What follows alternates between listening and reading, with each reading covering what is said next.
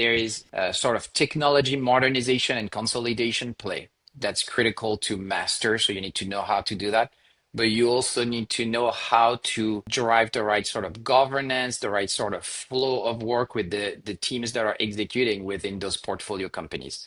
And that's a big shift, right? A big overhaul that if you're focused on quick wins, kind of like, okay, we need to exit this or consolidate it in a year, and we just need to focus on broad stroke consolidation and so on, you're never going to tackle this aspect of it, of how do you increase the throughput and the predictability of the teams that are delivering the software. So that's real, right? But how are you going to do it when like every company has some version of some sort of legacy software, legacy monolith that they can't untangle, unpack, decompose, Yeah. right? That kind of a thing. And so what our hypothesis is in this space is that if we can find those value props that they want to exploit, look across the software ecosystem, figure out what components across that ecosystem to extract, rationalize, combine, rewrite, whatever, and then start organizing around it. We actually get the merger part of the mergers and acquisitions side of Yeah. it.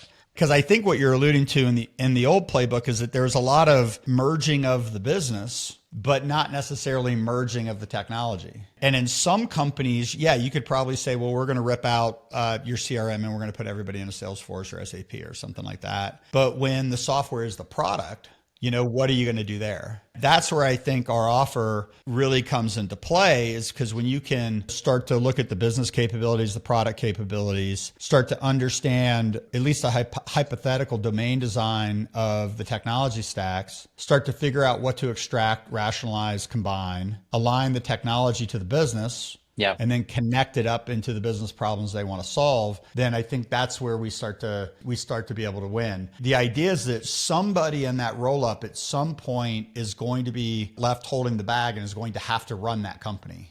Yeah. And is going to have to grow that company and exploit its capabilities. Most of what we're seeing in private equity roll ups, at least the ones we've worked with, that level of rationalization isn't happening.